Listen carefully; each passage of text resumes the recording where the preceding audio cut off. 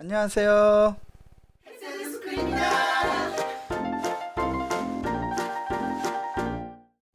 오늘은 둘째 논문 성, 가정에서 남자와 여자란 제목으로 고린도전서 4장 17절에서 7장 40절 내용을 같이 나누려고 합니다. 1절에서 7장 40절까지 내용이거든요. 5개호로 나누고 있습니다.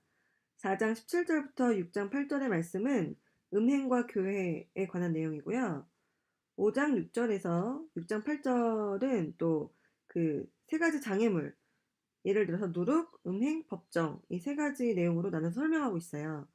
6장 9절부터 12절까지는 성관습의 신학, 특별히 천국 윤리에 대해서 설명하고 있고 6장 13절에서 20절은 성관습의 신학, 또 몸의 결합에 대해서 설명하고 있습니다. 마지막으로 7장 1절부터 40절까지는 복음과 조화되는 성관습에 대해서 이야기하고 있는데 이 중에서 우리가 책 내용이 정말 상당히 많고 복잡했죠. 그래서 우리가 지금 같이 우리가 정리한 내용으로 그 순서로 한번 설명을 해보도록 하겠습니다. 첫 번째는 동성에 관한 논의를 우리가 했었죠. 동성에 대한 이야기가 최근에 많이 이슈가 되고 있어서 저희들이 그 부분에 대해서 사도 바울이 어떻게 얘기하고 있는지 한번 짚어보려고 합니다. 총 10가지의 제약에 대해서 이야기를 하고 있습니다. 그래서 그 10가지 제약을 또 2개로 나눴는데요. 첫 번째는 성적인 죄에 대한 이야기를 했고요. 또 한 가지로는 비성적인 죄 5가지를 얘기하고 있습니다. 그래서 이게 합쳐서 10가지 죄를 들고 있는데 이게 아마 10계명을 연상시키려고 하는 사도 바울의 의도가 숨어 있는 것 같아요. 그래서 그 안에서 성적인 죄에 대해서 다시 한번 얘기를 하면 음행하는 자, 우상 숭배하는 자, 간음하는 자, 탐색하는 자, 남색하는 자. 제가 근데 잘 몰랐던 게 탐색하고 남색 이게 무슨 말인지 잘 몰랐거든요. 근데 여기서 나오는 저자의 설명으로는 동성애 관계에서 수동적 파트너가 탐색하는 자, 그리고 동성애 관계에서 능동적 파트너가 남색하는 자, 이렇게 정의를 내리고 있습니다. 그리고 또 한 가지로 비성적인 죄 5가지에 대해서는 도둑, 탐욕적인 자, 술 취하는 자, 모욕하는 자, 강도, 이렇게 5가지를 들고 있습니다. 이렇게 총 10가지의 제약이 나오게 된 배경으로는 그 당시에 고린도 교회에 큰 3가지 문제점들이 있었던 것 같아요. 첫 번째가 도둑질하고 법정에 잘못 호소한 일이 있었고요. 또 한 가지는 성범죄에 따른 일, 그러니까 뭐 근친상간이라든가 이런 것들이 있었던 것 같고요. 또 한 가지는 성찬 식사에서 불법을 행하는 일 등이 있었어요. 그래서 그거를 사도 바울이 정확하게 고린도 교회에 향해서 던진 메시지였던 것 같아요. 네, 고린도전서 5장 1절에서 5절에 보면 그 고린도 교회에서 근친상간 사건이 있었는데 그것에 대해서 자랑하는 사람들에 대해서 이 성경 말씀에서 이미 다루었습니다. 그리고 5장 6절에서 8절까지는 기독교 공동체 전체의 건강과 그리스도의 희생과 관련시켜서 설명하고 있어요. 이 내용은 우리가 첫 번째 논문에서 이미 다루었죠. 그러니까 이성애자가 짓는 죄나 동성애자가 짓는 죄나 사도 바울은 그걸 구분해서 설명하지 않고 둘 다 죄다. 그래서 둘 중 어떤 것이, 그러니까 뭐 이성애자들이 불륜을 저지르거나 하는 것이나 동성애자가 짓는 죄나 뭐 어떤 더 중한 죄다라는 암시 자체가 없다는 거예요. 그러니까 우리가 학생들한테 교육시킬 때도 뭐 우리가 그 얘기도 했잖아요. 선천적인 동성애자, 그다음에 후천적인 동성애자에 대한 선입관에 대해서 우리가 어떻게 확인할 것인가, 그다음에 학생들은 어떤 생각을 가지고 있는가, 그리고 그것에 대해서 우리가 어떻게 교육할 것인가에 대한 이야기를 많이 했었죠. 그래서 학교에서 또 지금 사회에서 나오는 많은 기사들, 그래서 동성애자들을 어떻게 바라볼 것인가, 그럼 동성애자들이 교회에 나와서 같이 예배 드리는 건 어떠한가, 이제 그런 이야기들을 우리가 깊이 논의를 해봐야겠죠.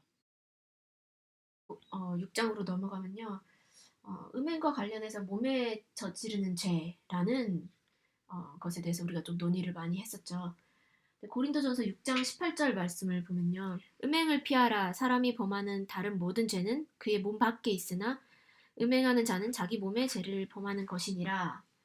라고 하는데 다른 죄는 몸 밖에 있으나 음행과 관련하여서는 몸에 저지르는 죄라고 합니다. 그 이유는 또 고린도전서 6장 15절을 또 보면요. 너희는 우리의 몸이 그리스도의 지체인 것을 알지 못하느냐. 따라서 내가 그리스도의 지체를 치우고 창녀의 지체로 만들겠느냐. 결코 그럴 수 없노라. 라는 말씀이 있어요. 여기서 치우다라는 말에 바울은 아리오라는 단어를 사용했는데요. 이 단어는 힘으로 치우다라는 의미를 함축하고 있어요. 그러니까 빌라도 앞에서 대제사장들이 예수님을 향해서 그를 치우소서라고 외친 단어와 동일한 단어예요. 힘으로 억지로 떼내서 치운다는 그런 의미가 들어있는데요. 신자의 몸, 자아는 그리스도의 몸과 결합되어 있다는 것을 우리 좀 전에 읽은 15절 말씀에서 보면은 우리의 몸이 그리스도의 지체인 것을 알지 못하느냐라고 했는데요. 따라서 동일한 몸, 자아가 먼저 힘에 의해서 그리스도로부터 찢기고 쪼개지고 제거되지 않으면은 다른 몸인 창녀의 몸과 결합될 수가 없어요. 그러니까 바울은 이런 관점에서 두려움을 느끼면서 결코 그럴 수 없노라 라고 외친 거죠. 신자는 현재 부활하신 주의 몸과 연합된 상태입니다. 그래서 바울은 음행이 죄 중에서 몸에 대해 저질러지는 유일한 죄라고 보고 음행이 형이상학적 영향력이 있는 파괴적인 속성을 지닌다고 합니다. 또 이 책의 287쪽에 보면은 콘첼만이 말하기를 술 취함, 폭식, 자살은 사망으로 파괴될 인간의 육체를 사망 전에 거역하는 일이다. 그런데 음행은 부활하도록 되어 있는 자아를 손상시킨다 라고 적어놨어요. 그러니까 다른 죄는 그러니까 자살까지요. 술 취함, 폭식, 자살 이런 것들은 사망 전에 파괴될 인간의 육체인데 이 음행에 관해서는 부활할 육체의 흔적을 남기는 그런 죄라는 거죠. 다른 죄들은 반드시 신자를 그리스도의 몸에서 강제로 떼어내 새로운 몸과 결합시키지는 않는데 성관계는 그 본성상 독특한 자기 노출, 자기 헌신 막 이런 형식을 구성할 정도로 자기의 전인격을 표현하는 그런 행위잖아요. 그래서 음행은 신자를 그리스도의 몸에서 강제로 떼어내서 새로운 몸과 결합시키는 그런 죄로 봐야 된다는 거예요. 우리 아이들한테도 음행은 부활할 몸에 얼마나 큰 오점을 남기게 되는 것인지를 잘 가르쳐줘야 될 것 같아요. 사도 바울은 이제까지 자유사상가에 대해서 좀 다룬 다음에 그 다음에는 금욕주의자들한테 시선을 돌려요. 고린도전서를 사도 바울이 언제 썼을까요? 옛날 쪽에 고린도전서. 그러니까 고린도전서를 바울이 그러니까 몇 년도? 그러니까 34년에서 38년으로 보거든요. 기원 후, 그러니까 예수님 오시고 33년, 38년 에베소에서 썼다고 말하는데 그 시대에도 자유사상가들도 있었고 금욕주의자들도 있었다는 거예요. 그래서 사도 바울은 고린도전서에서 자유사상가들, 그러니까 성적으로 뭐 창녀와 합한 자, 그리고 근친상간의 죄를 저지른 자에 대해서 어떻게 다뤄야 하는가를 이야기한 이후에 또 금욕주의자들한테 시선을 돌리는데 우리 사도 바울이 고린도전서에서 그냥 굉장히 오해받는 내용 중에 하나가 나도 그러니까 너희들도 미혼으로 지내는 게 더 좋다 막 이런 식의 말씀이 있어서 그게 굉장히 임팩트가 있잖아요. 그럼 결혼한 사람들은 뭐냐 막 이런 생각을 하는 사람들도 있었고 그 당시에도 그런 고민을 하는 사람들이 많이 있었던 것 같아요.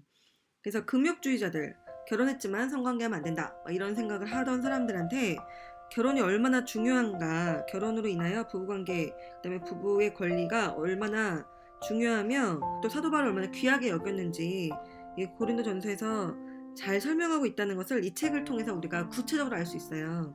방송에서 하기에 좀 어려운 말들이 많이 있기 때문에 궁금하신 분들은 책을 좀 읽어보시면 참 좋을 것 같습니다. 800페이지 안에 많이 들어있어요. 특히 부부이신 분들은 아내로서의 권리, 남편으로서의 권리, 그리고 이 예수님 시대 때, 그 로마 시대 때 사도 바울이 얼마나 우리 시대에도 어울리고 잘 적용할 만한 내용들을 설명해두고 있는지 같이 알면 좋겠어요. 근데 뭐 거꾸로 얘기해 보면 그때 당시 시대나 또 현 시대나 사람들이 안고 있는 숙제는 늘 같았던 것 같아요.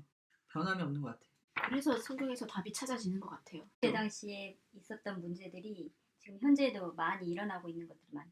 네, 그래서 사도 바울은 부부의 동등한 권리, 그리고 과부와 호라비에 대해서, 그리고 신자와 비신자의 결혼과 이혼에 관해서 상세하게 이 책에서 설명하고 있어요. 근데 우리는 이제 학교 교사로서 학생들한테 어떻게 가르치고 교육할 것인가 라는 부분에 있어서 사실은 이런 내용들도 잘 이해하고 있어야 할 것 같아요. 다음은 이제 부르심에 대한 언급을 했는데요.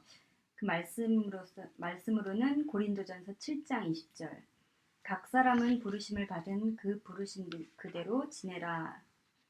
이 말씀은 바울의 편지의 독자인 유대인 그리스도인, 이방인 그리스도인, 자유인 제자, 종 신자는 각자 자기의 특수한 삶의 상황 속에서 제자로서의 삶을 위해 나름대로 그 기회를 가졌다고 말합니다.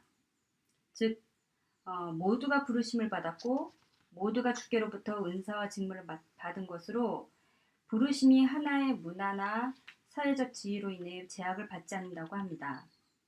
그렇기 때문에 다른 어떤 존재가 될 필요가 없고 각자 그 부르심 그대로 지내라고 말합니다. 이 말씀을 현재를 살아가는 우리에게도 주어진 환경을 어떠한 태도로 마주해야 하는지 중요한 가르침을 주는 것 같습니다.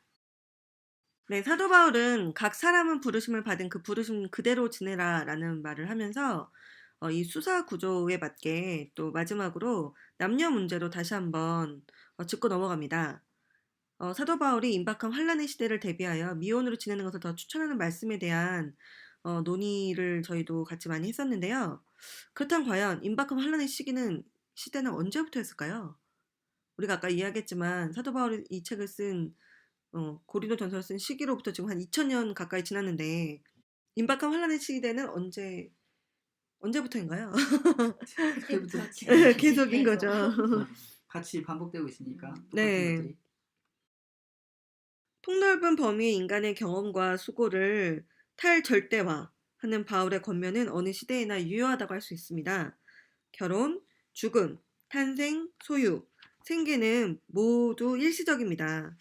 이런 현실을 기억하는 일이야말로 삶 전체에 대한 우리의 관점에 무한히 중요한 요소를 더해줄 수 있다고 케네스 베일린 이 책에서 서술하고 있습니다. 결혼한 사람들은 주를 온전히 섬기기 위해 어떻게 해야 할까요? 또 미혼으로 지내는 사람들은 어떻게 하면 주를 온전히 섬길 수 있을까요? 이 둘째 논문의 많은 내용을 관통하는 바울의 메시지는 궁극적으로 교회를 치료하고 또 문제가 되는 사람을 구원하는 데 있습니다.